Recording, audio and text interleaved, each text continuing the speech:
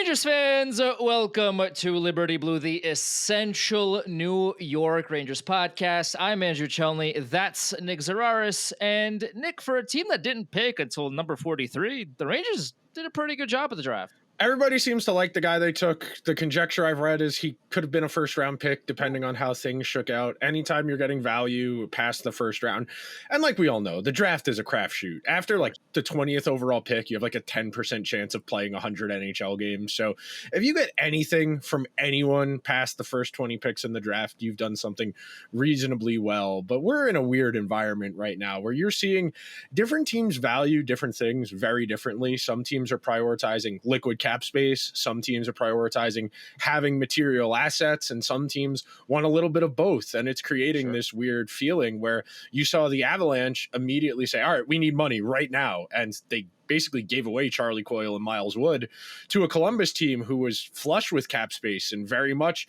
could have been in the mix for Mitch Marner or Nick Ehlers on Tuesday. And now we'll see what happens there. They still have a ton of space, but those are two interesting additions for there. And I think it tells you a lot, because when you're a team like, say, Columbus, who you're on the periphery, you're one or two good moves away from getting back into the playoffs. I think if they nail free agency and some of their young guys take steps, they're going to be in a position to hang around next year, to be in the mix come trade deadline time. And then maybe you burn some of those excess assets in cap space and try and get better and push yourself over the finish line and get back to the playoffs. And you compare that to some of the other teams we've seen where the more serious contenders, Colorado, Edmonton, the Rangers to a lesser extent, but they've given away guys. The Rangers gave away Chris Kreider for a prospect whose best case scenario is a third line winger and a draft pick. The Oilers somehow found a way to give away Evander Kane for a mid-round pick. And then the Avalanche, like we just said, gave away Coyle and Miles Wood, who were semi-useful bottom six players. Coyle is useful. Miles Wood, to a lesser extent, has speed. He has utility on a fourth line on a good team. On a fourth line on a good team, but not on fine. Columbus, though, which is why that trade was a little weird to me. Yes, because that's just spending money to spend money. Right. And if anyone knows anything about that, it's Ranger fans who know the Rangers like to spend money. I mean, and that'll be the crux of this episode, is talking about the Rangers' financial situation. And look, I know Larry was doing the Rempe is going to get offer sheeted, and now he's pivoted to, well, Cooley's going to get offer sheeted on Tuesday. You guys got to be ready. And we'll see. I'm doubtful. As much conjecture as there's been about offer sheets this summer, at the same time, we had two last year for the first time in like 7 years, more than one in one offseason. So I am very skeptical that Will Cooley will get offer sheeted. But man, if anybody Chris Drury has pissed off anybody in the NHL, they have a great opportunity to turn the screws to him over the course of the next week. I'll do you one better. I saw an article last night that from somebody that writes for the Sharks, and they said they should offer sheet Will Cooley and give the Sharks first round pick to the Rangers.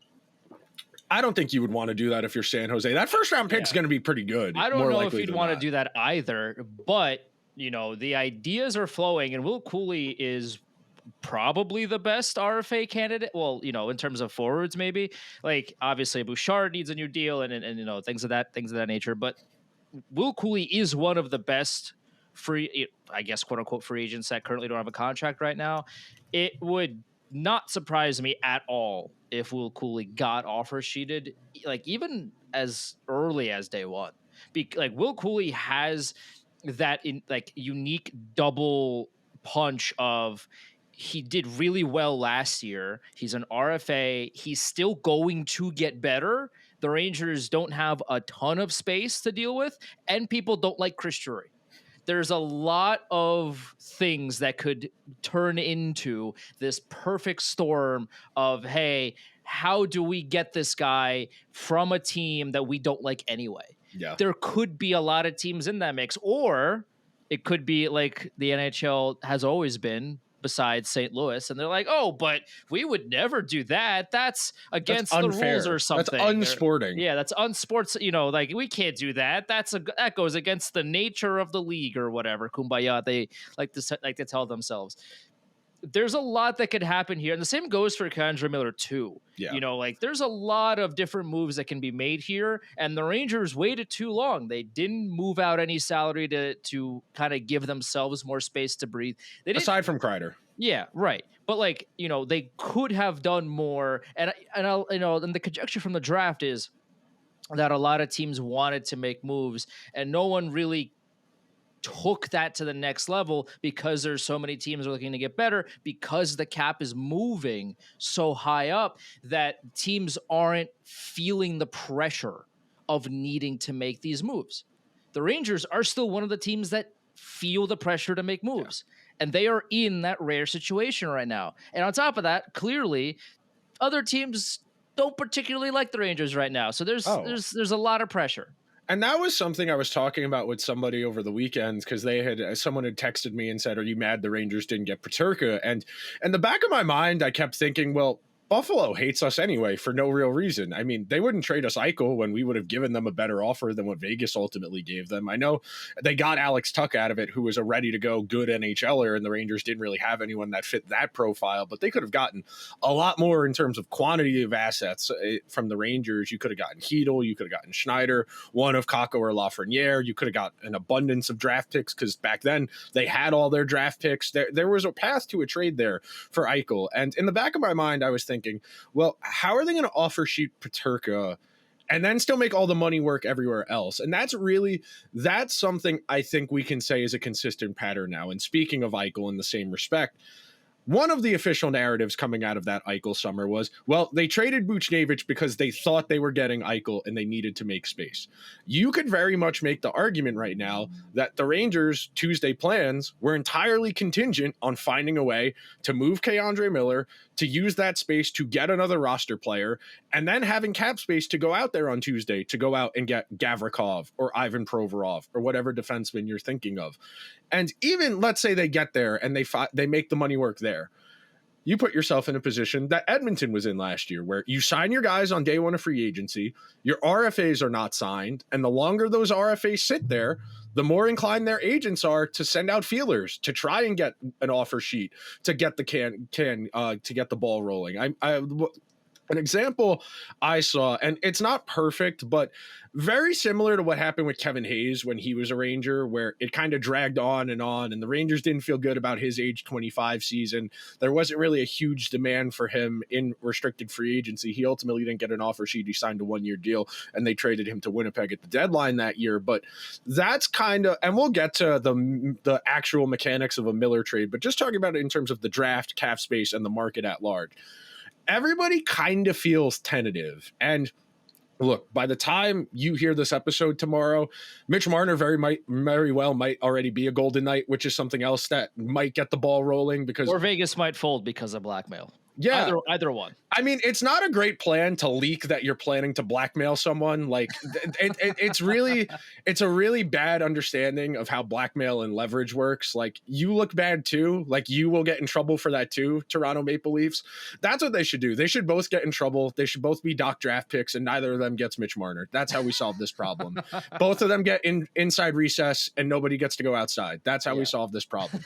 And look, the conjecture, and they have to write a one-page paper on why this is bad. And the conjecture around this is so dumb.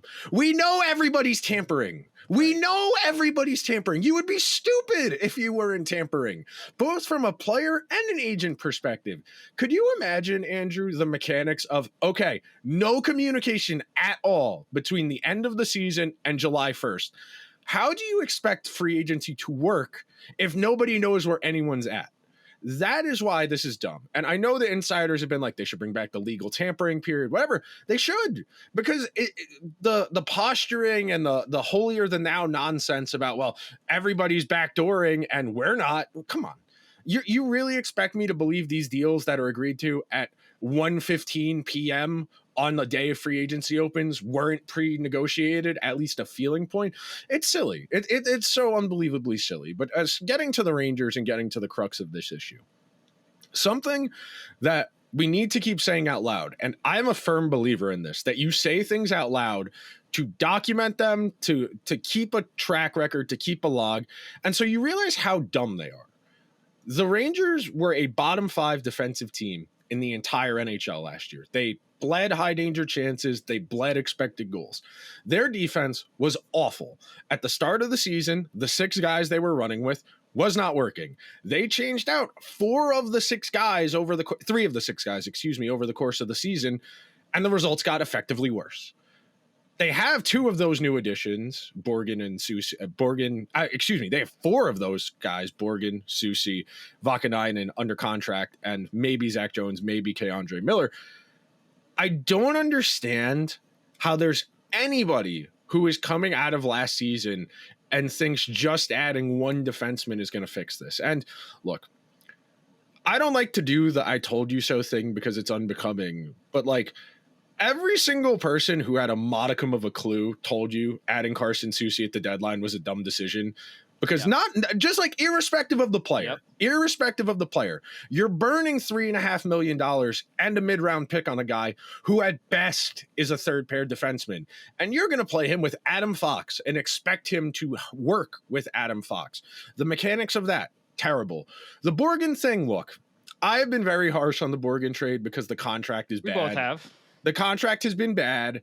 The contract is bad because of the term. The money itself isn't awful. $4 million. And it'll look better as time goes on, but he's still not good. Good enough for that number. The cap goes up. So the cap is going to go up so much in the next few years that it becomes a much more palliative contract towards the end. But the crux of our argument is that like the value's not there. He's not that either. Even if you outbid yourself, you didn't have to do that. Like Will Borgen to me is like a $3 million third pair defenseman. He kills penalties on your second penalty unit. He's an okay skater. He's an okay puck mover. His defensive instincts are pretty mediocre. He doesn't block a lot of shots. He doesn't throw a lot of hits. He doesn't have great positioning. He's got a good toolbox. That's a guy you take a gamble on a 1-year deal, not a 5-year deal. And that's kind of one of the things here, because you look around. Last year, the Rangers missed the playoffs by 6 points. They need to find a way to make up those 6 points, and probably 8 to 10, because last year was a weird year. But the bottom half of the East was really bad. And now you got to make up for Kreider's scoring. You need to get better defensively. You need your power play to get better. And I don't think people realize this. Like, even if you go out and you get Gavrikov on Tuesday, that lineup's still not good. No. The lineup, even if you have Gavrikov on the first pair with Adam Fox and you get a Keandre Miller replacement, the lineup's still not very good. Like, especially if you play Zibanejad on the wing in the top 6, that bottom 6 is bad. And I know everyone's kind of like, well, Carrick, Rempe, Edstrom had good results. Yeah, they had decent results in the 50 minutes they played in the regular season last year. They're not going to score enough. So what's the third line going to be? Parsonen, Berard, and Perreault or Othman? That's a third line on a team that's going to make the playoffs. I really struggle to envision a world where that's going to be a good enough third line. And we know the Rangers don't want to play that many young guys on a line together unless it's entirely by necessity. And especially with the way the defensive effort was from top to bottom last year, the Rangers are going to make points of, well, we didn't like his defensive effort. The 200-foot game wasn't there, so he's got to sit for a game or two. And we're going to get Johnny Brodzinski back in here, even though Brodzinski, who I'd argue is probably their best case for third-line center, isn't a serious third-line center on a good team. Like, on a cup team, that's a fourth-liner. Johnny Brodzinski's a fine hockey player. He's not good enough for a third line on a good team. And I think we need to all start reframing our brains around the idea that the Rangers are going to be a very mediocre team next year. And not bad, but mediocre. And that's kind of like the best case scenario is average at best, because the bad version is what we saw last year. A bottom 5 defense, goalie hung out to dry, power play struggles, and mediocre 5-on-5 play that really doesn't score outside of splash plays. And this all gets back to a lack of planning. It was great. They got out of $11.5 million last year between Trouba and Gaudreau. They spent it on Borgen, Vakanainen, Soucy, and JT Miller. JT Miller, sure, great. $8.5, $9 million. Well, you've said it multiple times on the show. Like, they added a point per game player in the middle of a season, and then nothing got better. Nothing got better. How is that? You got to try. It's like, back in college, I had I needed one more credit, in my freshman year, and I took like this guitar class. For it was one credit. It was like once a week. There were no, pretty much the instructor was like, okay, you're going to get an A as long as you try. If you show up and like at least put in some kind of effort, you will get an A in this class. You have to try to not get an A in this class. And that is currently what is happening with this roster. They are actively trying to not get an A in this class. Like, you saw everything that happened last year. And I understand there's, a lot of last season was worst case scenario. If you want to make that argument, that's valid. But you change the head coach, but you don't change the personnel in any meaningful way. Yeah, right. You subtract Kreider, but the defense is still the defense. Even if you add Gavrikov, and it's like, let's just say, for example, it's Gavrikov Fox as your top pair, which is immediately a lot better than whomstever Fox had for the vast majority of his career, outside of when the Rangers actually played Kendra Miller with him, because that pair dominated. But for some reason, they were like, no, we have to spread it out and make Adam Fox less good and Kendra Miller less good for reasons. So, outside of that, Adam Fox has never had a really a solid defensive partner. So if you add Gavrikov to the blue line, it gets better, but you're not like you're plugging one hole in a ship that has a lot of holes. The ship is still sinking. Like, yeah, I'm really glad that you fixed, one of the holes, and maybe the ship is sinking a little bit slower now. But guess what? You're still going under unless you fix everything else. And so as far as Miller, and this will be a lot of the conversation today, but number one, it is always just a coincidence that as soon as a team is no longer that invested in a player's future, that's when you start to hear things about them. Like Peterka, he goes out all the time. He's behind the bar pouring drinks. He's vaping. Why do I give a fuck what a 24-year-old's doing? If he's showing up for work, if he's the second best player, third best player on the Sabres, staying out till 4 a.m, great. If you can score 70 points in an NHL season, not taking it particularly seriously, imagine how good he's going to be on a team that actually gives a shit. Like, the Sabres don't. You can't tell me the Sabres care that Kevin Adams gets to keep running the team and that the Sabres care about winning. But they don't have palm trees, Nick. The Sabres do not care about winning in the slightest bit. They don't. And you hear that. We 2 summers ago, the Lafreniere, all he does is go out in the village and play softball. Well, they were trying to negotiate a contract. They were trying to make him look bad. And now you're hearing the conjecture out there where Miller wants to get to unrestricted free agency in 2 years. Okay. What's wrong with the guy wanting... As does everyone. Every player ever. Like, yeah. Of course he wants to get to free agency. You get one real chance in hockey. That might change going forward as the cap goes up. Guys might be more inclined to take 2, 3, 4-year deals as opposed to those 7 or 8s we've typically seen over the last 10 to 15 years. But like, why is that a moral failing that a guy wants to make as much money as he can? I mean, you get strung along so far in your RFA status. I mean, Miller's 25, and I think the most he's made in the year is like 3.7 million, 3.8 million, where like if he was on the open market, he'd be clearing double that easily. And again, like, we have to remind ourselves and everybody else that it says 3.8 on the paper. He's not getting 3.8, right? Like, there's a bunch of taxes you got to pay. You got to pay your agent. I think there's like the jock tax where if you play in different states, you got to pay different taxes for that. Yeah. Like, he's not getting 3.8. Like, let's be, these are professional athletes getting paid a lot of money here, but what is written on the AAV on Puckpedia is not what's hitting his bank account either. So like, let's say in his next contract, I'm making this up, let's say he makes $7 million on paper. He's actually getting like 3 of those, maybe probably like 3.5. Yeah, something like that. Like, it's still a lot of money, but that's one thing that you have to think about when as to why they want to get there. Right. They want to get there, and that's typically been what we've seen. And guys like Miller are generally the types of players who get to free agency. You think about like the Ivan Provorov type, where on a good team there are 3 or 4. On a mediocre or bad team, there are 1 or 2. And I think Miller very much falls in that profile where if he's on a really good team, he's your 3rd best defenseman, he's on your 2nd pair, he can pitch in on your power play in a pinch, he can be on your 2nd penalty kill, he's got a lot of upside, he's got the flash plays. There's enough there that a team can talk themselves into that. And I think if Miller has his heart set on free agency, and I tweeted this last week, and I got a lot of people saying, well, he doesn't want to be here past 2 years from now. Well, number one, 2 years from now, the Rangers might actually have money to be able to keep him. And then number 2, why are you more inclined to believe a 30-year-old is going to stave off the aging curve, one who doesn't skate particularly well, who's coming from the best or 2nd best defensive team in the entire NHL to a bottom 5 one, versus a 25-year-old? Like, The Rangers sent Mike Sullivan all the way to Sweden to talk to Mika Zibanejad to try and quell things over, to bring the temperature down a little bit.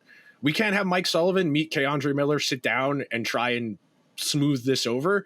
We can't be adults here. And look, I've been very critical of Drury being vindictive and petty about certain things, you know, trading Kakko the day after he said what he had said, getting rid of when players have come back that they haven't done tribute things for them for that reason, you know, just like petty high school bullshit. And this is a person who's the president and general manager of the hockey team. Like, if you really are that, you have your heart that set on trading him, you waited too long. Everyone knows you want to trade him now. If you really were as fed up with him as you claim to be now, why didn't you try trading him at the deadline? Why didn't you try? We were trying to make the play. Come on. And that's the stupid answer you get. We were trying to make the playoffs last year. You were like 7 points back of the playoffs on the day. You were selling at the deadline. Don't tell me that. You sold at the deadline. Say and that's trying to make the playoffs when you were selling. You can't do that. And that's what's so frustrating about this. There isn't a long range plan here. This is from fire to fire and hoping for the best. And it's why for 3 years, we have said eventually the bill's going to come due for all of these decisions and they're going to get squeezed for a year or two. They're going to have to shed salary and the roster's going to get worse. They don't have any prospects who are slam dunks. They don't have any prospects who I bank on being active, positive NHL contributors next year. Can Perreault and Osman together combine for like 19, 20 goals? Sure. Are they going to play enough? That's a great question. I don't know.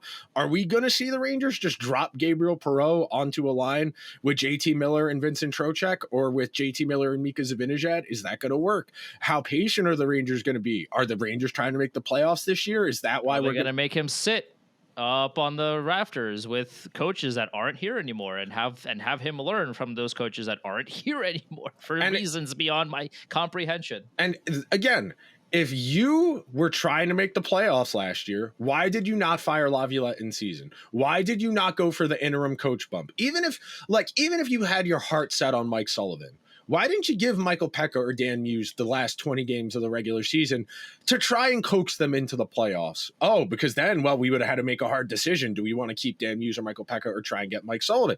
Well, that's a good problem to have if you can pick between two guys who do a good job, as opposed to ending up with the lowest common denominator or your third or fourth choice. And it's just so frustrating, because some of these things were predictable.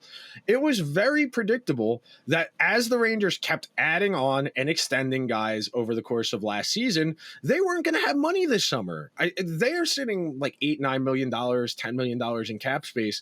They got to account for the Shesterkin salary increase. They need to sign Miller or his replacement. They need to sign Cooley or a replacement. That's all your money. How are the Rangers supposed to get better if they can't add another top six winger? How are they supposed to get better if they're running back the same defense as last year plus Gavrikov?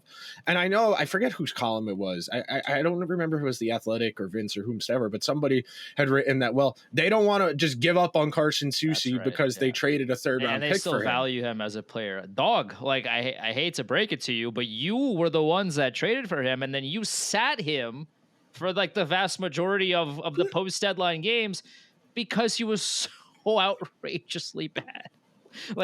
He was such a net negative defensively that the guy that you traded a high third round pick that you just got for Riley Smith, you flipped that for a guy that you sat for 6 straight games. He played 4 and then sat 6. And by the way, also, you clearly don't like Zach Jones, but you continued to play him over a guy you traded that third round pick for because he was so bad. Don't tell me to my face that you value him as a player, because it's so obvious that you never should have made the trade in the first place. Everybody was telling you not to do that. You did it anyway, and here we are. And 2, you can't tell me that you value him as a player when he was so actively bad you couldn't play him. It's the money ball. He's a good hitter. Then why doesn't he hit good? He's a good locker room guy. At a certain point, and look, and even if you bring in Gavrikov, okay. So you're going to play Gavrikov with Fox. So what's your second pair? Borgen and Soucy? Come on.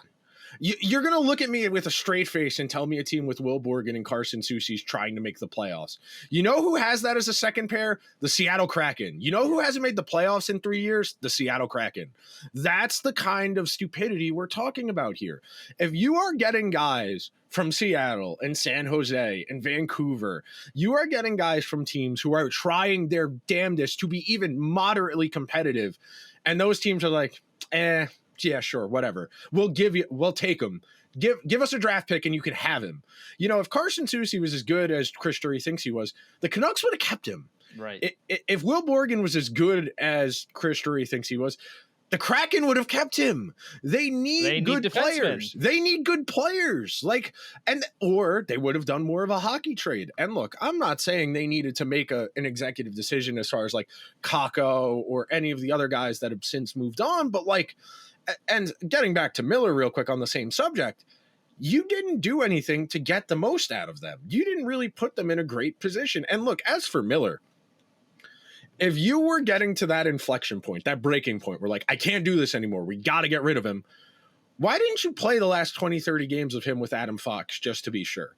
Right. Why didn't you try and we have been hammering the Rangers for that last 20, 30 games of the regular season where they had options. They had, even if they weren't winning, they had opportunities to play guys, to play Miller with Fox, to play Parsonen, to play DeHaan, whoever you want to play, to either give yourself your best chance to win or to evaluate a guy with real game experience. You know, why did you bring in Vakanainen when you already had Zach Jones? Like, they should have gave last year to give Zach Jones 50 to 60 regular season games so they could have made a final determination of, yes, we want him, or no, we don't. Instead, he's going to get an RFA deal. He's going to get a qualifying offer.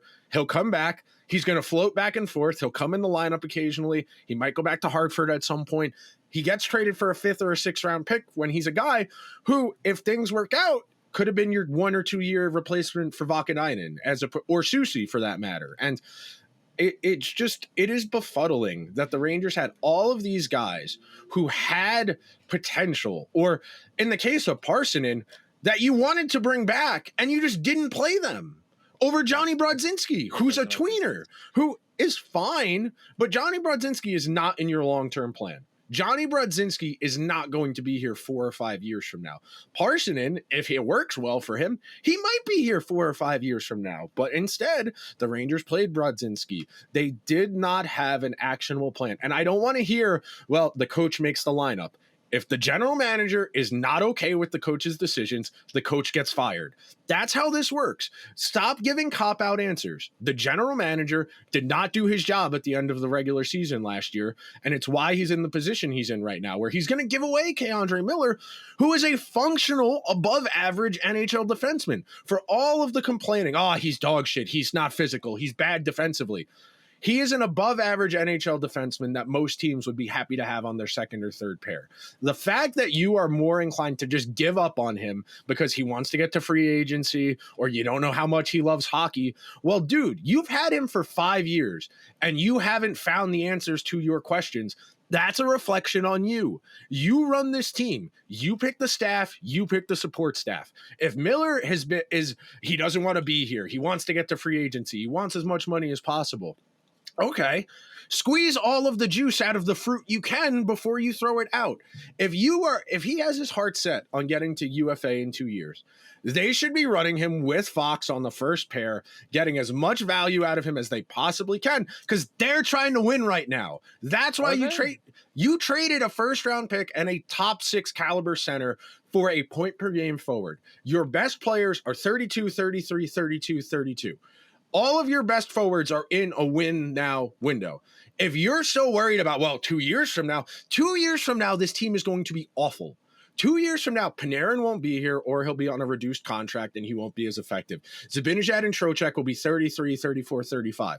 That is not a Stanley Cup caliber team. Teams don't win the Stanley Cup with 34 and 35-year-olds who weren't good enough in their prime to begin with. You know, it'd be one thing if we were talking about the Oilers, you know, if we're talking about McDavid and Draisaitl at 33, 34, 35. We're talking about Mika Zibanejad and Vincent Trocheck.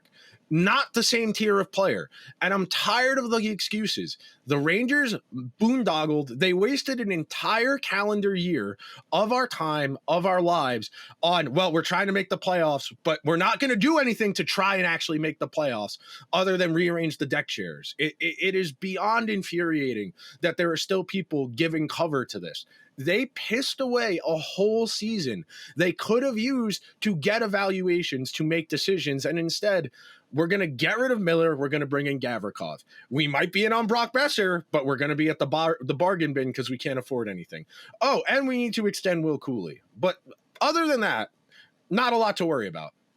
Well, the thing, and I wrote about this on my Substack last week, earlier this week. Like, if you get rid of Ken Jamil, let's say you trade him for a forward or picks or whatever, or what have you, and let's say you sign Gavrikov. So now I'm going to play a game with you, Nick. So now you take a look at the defensive pairings, and you tell me which of these players can handle the puck effectively. All right. So number 1, Adam Fox. Yes.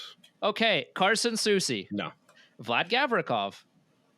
No. He's a retriever, not a mover. Okay. Will Borgen. In theory, yes. In practice, no. Urho Vakanainen. No. Braden Schneider. No. Great. Well, that's your top 6. And this has been the Rangers' problem for my entire life. They have one good defenseman who can actually move the puck. It's been Ryan McDonough. It's been Adam Fox. That's really been the extent of it. They have guys who have individual tools, guys who are good at blocking shots, guys who are good with their stick, but not effective puck movers. And as we've seen, that's one of the real thresholds to that higher level of play. You get to a certain point in the playoffs, and if your defenseman can't move the puck, it breaks down. That's why the Oilers, as that series went along in the Cup final, they started to fall apart. Kulak started turning the puck over a lot more in his own end, as did John Klingberg. And the Oilers defense, which had been really good throughout the playoffs, controlling play, playing as little defense as possible because they were moving the puck so well, got dissected. And this is a Rangers team we have seen get dissected by these better teams because they don't have that. And some of that, we've talked about a lot, is the forwards leaving the zone too early, guys freelancing, making executive decisions as opposed to business ones. And at a certain point, man, it is hard for me to see a path where you're going to be anything more than a bubble team the next year or two, just because you're banking so much on the unknown. You're asking Othman or Perreault or EJ Emery a year from now to be real difference makers. And that just doesn't happen.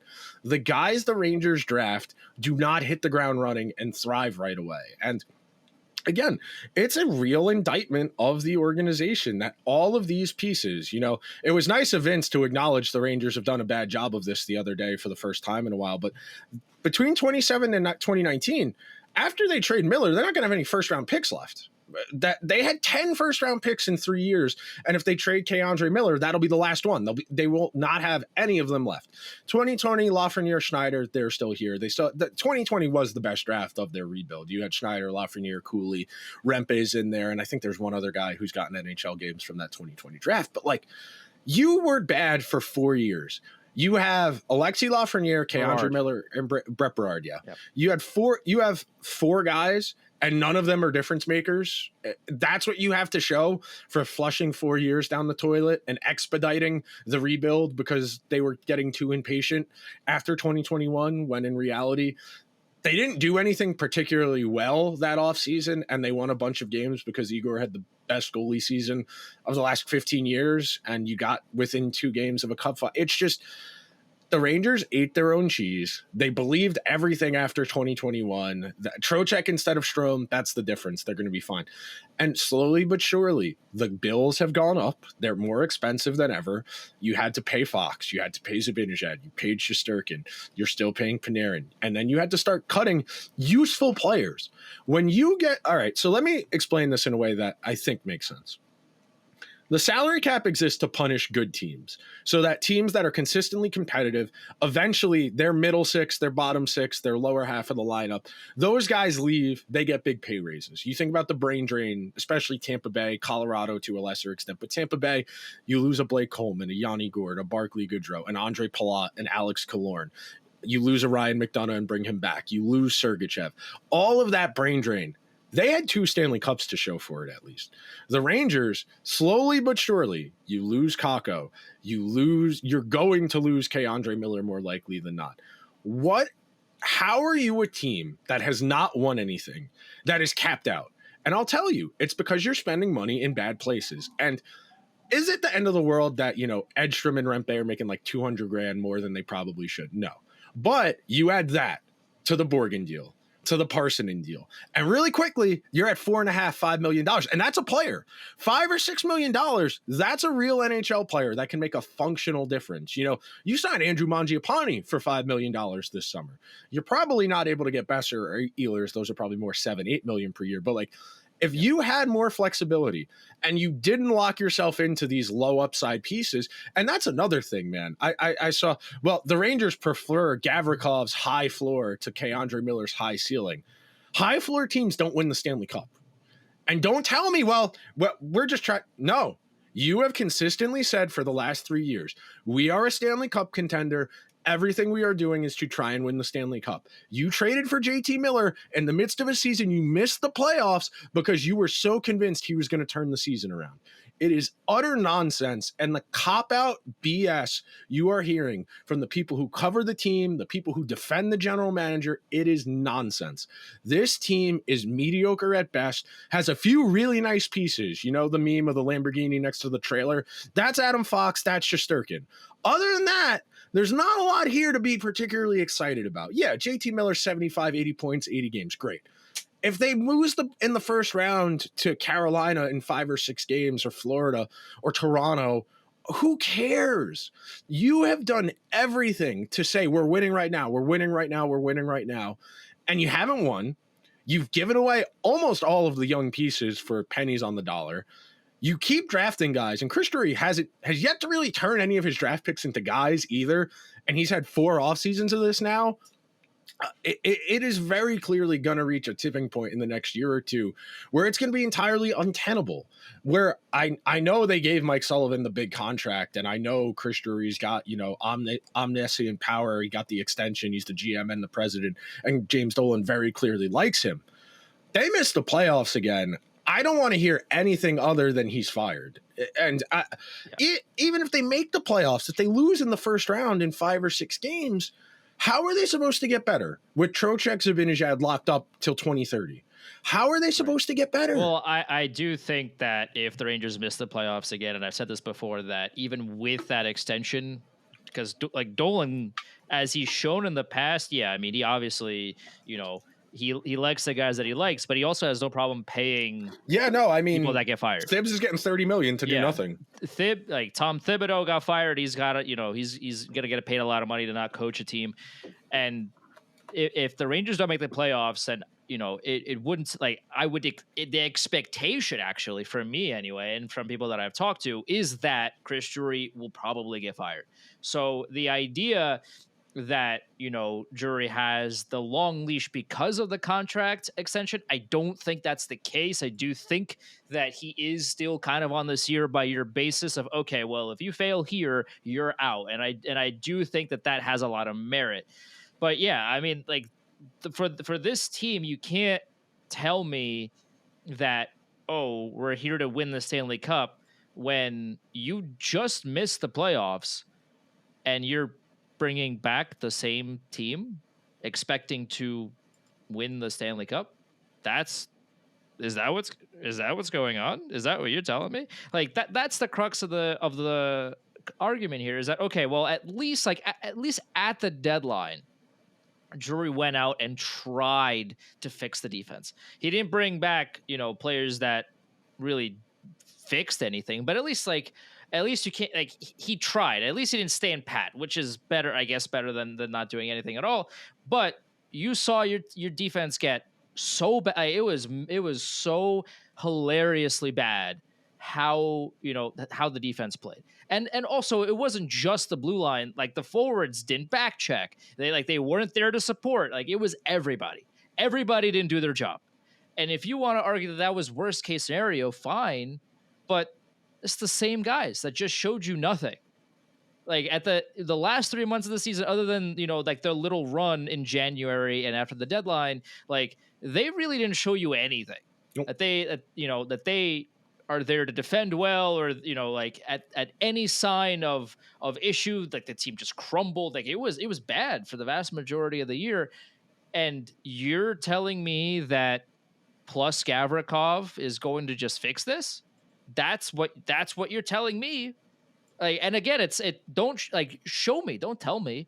You can tell me all you want that you want to make the final and you want to win the Stanley Cup and you want to be a competitive team. You're not showing that to me. No, that's why this is the same team that just embarrassed you. You almost, like, Chris Drury almost lost his job. I know he got the extension, but like he almost lost his job because of this roster.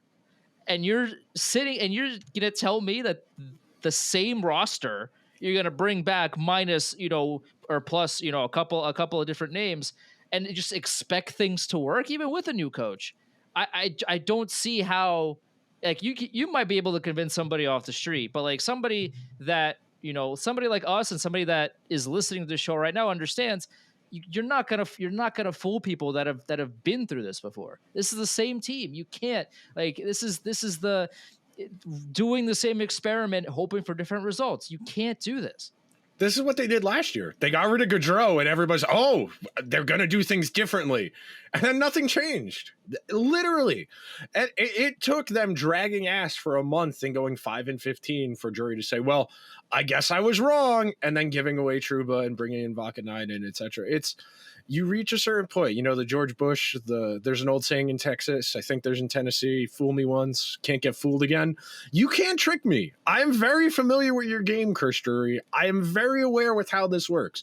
You're going to sign Gavrikov. You'll have the big beaming press conference about how we are taking the steps we need to be like the press conference announcing his extension, James Dolan. Nobody cares about the New York Rangers more than Chris Drury. Does he? Does he? If you need to say that out loud, I think, my I care about the Rangers more than anybody shirt is raising some questions. It's not a matter of caring either. It's a matter of being good. This is professional sports. This is not fourth grade field day. I don't care that Chris Drury tries very hard. I don't care that Matt Rempe tries very hard. Are they winning or are they not? That is the question. And if they're not winning, do they understand why they're not? No. Have they made any attempt to improve why they are not winning? Yes. What have the results shown? Big, slow, lumbering defensemen. Look, Gavrikov had a really nice season in LA. Great walk-year performance. Really strong underlying numbers. Really good transition stats.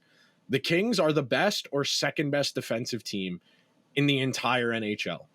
The Kings also gave away a very good player to create more cap space ahead of Tuesday under the assumption that they're going to try and keep Gavrikov. So, Chris Drury, if Gavrikov's not there on July 1st. Or if he goes to Detroit, or if he goes to a different team. Yes, if he goes somewhere else, what is the plan? What are we going to go to K-Andre Miller hat in hand and say, hey man, how do we work this out like a pathetic groveling loser? Because that's what it feels like. That's what it feels like the plan is. Either they get Gavrikov and they trade Miller's rights after that, or Gavrikov goes somewhere else or stays in LA. And then the Rangers are looking around, well, who's going to play with Adam Fox next year? It does appear that Gavrikov will not be signing in LA, according to some people in LA, but that could always change. Things are very fluid, like Elliot Friedman likes to say. I don't know. We'll see what happens. Things could happen, or they might not. That's like 80% of insider tweets. It's like, oh, well, stay tuned. It could happen. Maybe. No, not like any of us have jobs or things we need to be doing. We just have to constantly be refreshing the internet all hours of the day to know what's going on. Oh, man. At a certain point, it becomes just, there are so many contingencies here. Like the depth of this run-on sentence for the Rangers' path to being a seriously good hockey team is like 90 commas in that sentence. If the power play bounces back, if the penalty kill bounces back, if the bottom five defense in the NHL gets better, if Perreault and Othman take steps forward, if Berard or Edstrom or Rempe take steps forward, if Sam Carrick staves off aging in his early 30s, if Zibanejad bounces back, if Panarin bounces back, if Trocheck bounces back, if Lafreniere bounces back, we're at half the team needs to bounce back for them to have a good season. Some of those guys, sure, on just basic probability, a handful of those guys will be better next year, just based on law of averages. Sure. Not all of them. Not all of them are going to be better next year just by changing the coach. And yeah, the new coach bump is nice. It's novel. It generally works pretty well. It wouldn't surprise me if Mike Sullivan has them playing better hockey. The problem, of course, is better is not enough. It's not that they need to be good. It's that they need to be better. And then they need to be better than the teams that have historically beat them, who are all going to be better. You know, Florida very well might sign Marchand before Tuesday and be running back the same team minus Aaron Ekblad, and they will almost certainly be a scary team again next year. We will see what the Maple Leafs want to do. We will see what the Hurricanes want to do. The East, not nearly as scary as the West, but at best, the Rangers are maybe the 7th or 8th best team in the East. And that's just to get in the playoffs, let alone. I thought they were cup contenders, no? That's the way Chris Drury's running the team, that they're cup contenders. That's why we can't play young guys, because we're trying to win right now. That's why Johnny Brodzinski's got to play.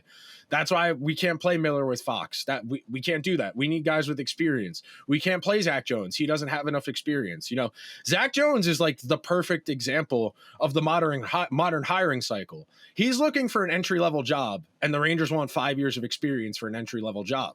He can't get the experience they want because they won't give it to him. And they won't trade him because we like him. Well, if you like him, why don't you play him? Well, he doesn't have enough experience. Well, how come he can't get any experience? You know, we can talk in these circles all day. This organization, it uses so many logical fallacies and so much nonsense and conjecture. You know, that's why the whispers are out there about Miller right now. Well, he wants to get unrestricted free agency. Why is that unreasonable? We don't know how serious he is about hockey. Were you saying that 2 years ago when he had 50 points? Was he unserious about hockey last year because the team was bad, or because he doesn't like hockey? Those are two very different things. And the Rangers' inability to decipher between those two things is a reflection on their lack of people skills. You know, I saw that clip of, I think it was Dan Muse, it might have been Michael Pekka on whatever podcast that was. It was Pekka. Talking about, well, the vibes were off and we just couldn't get... Dog, you are a coach. You are an authority figure. You are supposed to be able to get these guys where they need to be mentally. If they were so checked out in November and December that the coach who left after the season is doing something else and is talking about how bad the vibes were, how can you possibly bring the same group back with a different coach? All of this is interconnected, and it's so important to understand that. Things don't happen for one reason, two reasons. They happen for 100 reasons. And when we talk about these run-on sentences and all of these contingencies, how are you not accounting for this? How are you not baking this into your preparation? Because right now, you're sitting here on June 29th, soon to be June 30th, talking about free agency. Okay. You're going to sign one free agent, and then you're going to have the same team as last year with Mike Sullivan. Okay. That team might be better than Montreal. Maybe. Yeah, it's you can't look at one of your assistant coaches who's now I think in Chicago, and Michael Pekka, and he went on this podcast and he was like, if the vibes were so bad for the half of the year, I would have to imagine, right, that the coaching staff and Chris Drury and whomstever else, maybe Dolan, whoever else, talked about this in November, in December, in January. Like, I'm sure this was a conversation, at least in passing, over the course of the past, the 4 or 5 months that the team was not very good for. Some changes were made, didn't fix anything. And again, so you had the problem, you tried fixing it, didn't work. And now you're going to just hope it goes away because you have Mike Sullivan. Okay, great. I'm very excited for this next season, if that's the case. It's very hard to feel like things are getting better. And like, there are opportunities out there to improve the team. You know, there are good players who are available. I would have liked Jordan Spence, by the way. I would have liked Jordan Spence. I tweeted this out after the trade. It's like the Rangers gave up a 3rd-round pick for Carson Soucy. Ottawa gave up a 3rd and a 6th for Jordan Spence, who is like in limited minutes, sure, and like sheltered minutes, but like still actively a better defenseman and has upside and potential. And he's not 31 or 32 that Carson Soucy is. He's what is Spence, like 25? Yeah, he's a younger guy. And that's the thing, man. When you're a team that's, on the upswing, one of the things you bake into your projection is that guys are going to get better over time, that your young guys will take steps to improve, they'll grow, they'll take bigger roles. Where is that with this group? Maybe Will Cooley becomes a second liner at his absolute best. I don't think he has the dynamic ability to be a consistent first liner on a particularly good team. Maybe Gabriel Perreault. It seems the longer we go on, Brennan Othman, probably nothing more than a tweener, middle six guy. There's not a lot of help on the horizon internally unless something unforeseen happens, which of course is possible, but you can't bank on that. And that's really the source of my frustration right now and why I feel like they're walking off a cliff. They had opportunities to eject, to make corrections, to fix these problems, and they've made them worse. They should have just eaten shit last year. They should have not bothered trying to make additions in season, and they should be walking into free agency on Tuesday with like $15 to $20 million. You could have let the Trouba and Gaudreau deals go. You could have walked Borgen to free agency. You didn't need to trade for you didn't need to extend Parsonen. If you wanted to trade for JT Miller, sure, whatever. But you would have had a lot more cap flexibility. You could have traded Keandre Miller in season. You could have traded Chris Kreider in season, all as part of trying to clear up our books and be as active as possible this summer to start figuring out what the next core of our team is going to be. Hell, we said it in season. If you don't want to extend Shesterkin, fine, but you're starting over. If the Rangers really wanted to say, well, we need to take a year or two, we need to transition, we need to get younger, we need to get cheaper, fine, that's okay. But instead, they have stubbornly hitched their wagon to flyers and guys who are in their late 20s or early 30s who don't have a lot of upside left. Like the best case for Carson Soucy is he's the third pair left defenseman. He's on the second penalty kill, and he doesn't actively kill you. The best case for Will Borgen is very similar. He's on your third pair. He's not an active liability, but he's not really a huge driving force. Okay. If you've got a whole team built of bottom six forwards and third pair defensemen, you're a pretty shitty team. And right now, it feels like the bottom six and the bottom half of this defensive pair, even if defensive core, even if they bring in Gavrikov, is going to be pretty bad. The point of having 2 feet in one door is that you can walk through it. Yeah. If you have 1 foot in multiple doors, you're not getting in any door because you're stuck. You got to pick a door and you got to walk through it. Otherwise, I mean, you're going to be you're gonna have your feet at the door, but like that's as far as you're gonna go. You got to pick one and go. Man, this sucks. Free agency is supposed to be like fun, hope springs eternal, opportunities, and like we don't mean to be doom and gloom about it. It's just like this is the reality of the situation. They have no money. We're not trying to be doom and gloom like on purpose, right? Like this was a lot more fun 2 years ago when like they were making the conference finals like this, like we were having a blast. But like right now, this situation is dire, and sugarcoating it isn't going to make it less dire. No, and it was avoidable. That's the thing that's most frustrating here.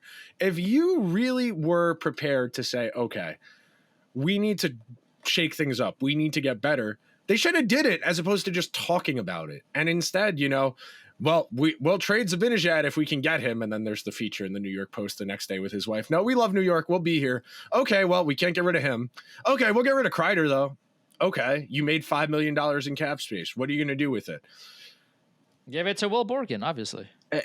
It's mind-boggling, man. It is mind-boggling. The Rangers are the guy who wins the lottery, goes broke, wins the lottery again, and goes broke a second time. It's mind-boggling. They're in this position with all of the stuff, all of the win that was at their backs, even last year, let alone, 2 years ago coming off the Tampa Bay series. All the win was at their backs. They were one of the youngest teams in the league. They had young guys who looked like players in the playoffs who had potential to keep growing. And they never really gave them an opportunity to seize the reins. They doubled down on the older guys. They got really close again. The flaws that were still there the first time were more pronounced the second time. And now you're dealing with the fallout of that, At least Tampa Bay, they got a cup before they had to start getting rid of guys that everybody liked. What do the Rangers have to show for the last 4 years? A couple conference finals appearances, a Norris Trophy, a Vezina Trophy. All that stuff is nice and all. And even if we're trying to be zero sum, whatever, trying to not be zero sum of like cup or bust, whatever, how is it supposed to get better? You know, at least if there was something here to inspire some confidence about the direction of the team, you know, like if Perreault had come in last year, those last 10, 15 games and been an active contributor, okay, I could sell myself on that. But like they are banking so much on guys who just haven't demonstrated what they're going to ask of them. And it's a scary proposition. Well, the funny thing is that you can't bank on Perreault while also not be like, you can't be like, okay, well, Gabriel Perreault is going to score 30 goals for us but Zach Jones is never going to play. You can't do that. You can't have it both ways. Like you can't deny one player experience in a position where you desperately need something other than what you currently have, especially somebody that can handle the puck effectively. Like especially if you trade Kandra, that becomes more apparent, like to the nth degree. Because then, if you don't play Zach Jones, the only defenseman that you have on your roster that can move the puck effectively is Adam Fox, which is bad. Which is why you have to play Zach Jones, but they don't for reasons. And again, like I've said it before on the show, like I'm not saying that Zach Jones is going to win the Norris Trophy, but he is a capable NHL player that can effectively move the puck from the blue line, create outlet passes that teams have to worry about. Like if Will Borgen has a puck on his stick, no one's effectively shaking their boots and be like, "Oh my God, Will Borgen has a puck. Like, what is he going to do with it?" Like no one is going to lose sleep over it. I'm not saying people lose sleep over Zach Jones, but at least he has the ability to progress the puck in an effective manner. You don't play him. Okay. So you're not going to touch him except for when you need to, but Gabriel Perreault is going to come in and score 30 goals. Now, I would love for him to score 30 goals. That'd be awesome. That would be so great if Gabriel Perreault could score 30, if Brett Berard could score like 15, because Othman's I know he hasn't scored a goal in 25 games, but like he's had a bunch of chances. It just, the puck luck hasn't gone his way. Like let's say Othman plays and the puck luck starts going his way and he gets 15 goals. Like that'd be great. But I've talked about 4 players, and I've said if like 10 times.